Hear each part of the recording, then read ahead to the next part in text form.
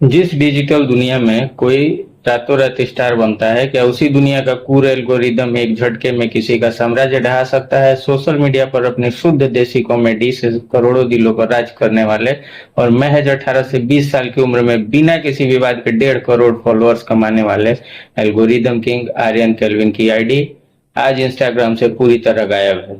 Search करने पर सिर्फ एक सन्नाटा दिखता है और लिखा आता है यूजर नॉट फाउंड। नमस्कार, मैं संजीव ओझा। सोशल मीडिया की दुनिया से इस वक्त की एक बेहद चौंकाने वाली खबर है। झारखंड के धनबाद के रहने वाले अमन पंडित जी ने दुनिया आर्यन केल्विन के नाम से जानती है। उनके फैंस आज बेहद उदास और परेशान है क्योंकि 14.6 मिलियन फॉलोअर्स वाले उनके मुख्य इंस्टाग्राम अकाउंट को दोबारा सस्पेंड यानी बैन कर दिया गया। हैरान करने वाली बात जानते हैं क्या है? यह कोई पहली बार नहीं हुआ है।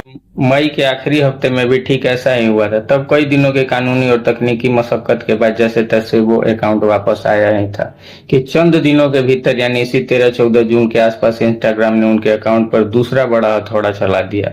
एक ही महीने के भीतर दो बार सस्पेंशन। अब सोशल मीडिया के गलियारों में सबसे बड़ा डर ये सता रहा है कि क्या आर्यन का यह 1.4 करोड़ वाला अकाउंट हमेशा हमेशा के लिए डिलीट हो जाएगा।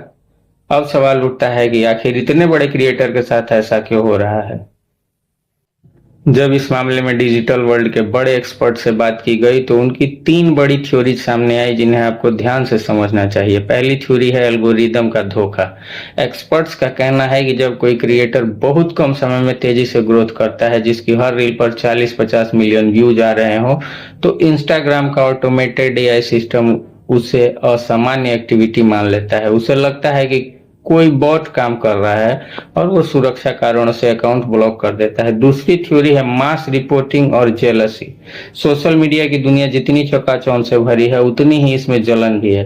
विशेषज्ञों के मुताबिक जब एक छोटे से बैकग्राउंड से आया लड़का इतनी तेजी से बड़े बड़ों को पछाड़ता है तो कई बार हेटर्स या पेड ग्रुप्स मिलकर अकाउंट पर मास रिपोर्ट मार देते हैं और इंस्टाग्राम का सिस्टम शुरुआती जांच में आईडी सस्पेंड कर देता है। तीसरी थ्योरी है कई बार बैकग्राउंड म्यूजिक के कॉपीराइट इश्यूज एक साथ कई डिवाइसेस में लॉगिन होने से भी मेटा की सुरक्षा पॉलिसी ट्रिगर हो जाती है। लेकिन फर्श से अर्श तक का सफर तय करने वाले अमन पंडित ने हमेशा अपने दम पर वापसी की है। इस मुश्किल घड़ी में भी उन्होंने अपने फैंस के लिए संदेश जारी कर कहा है कि परेशान मत होइए, लड़ाई जारी है।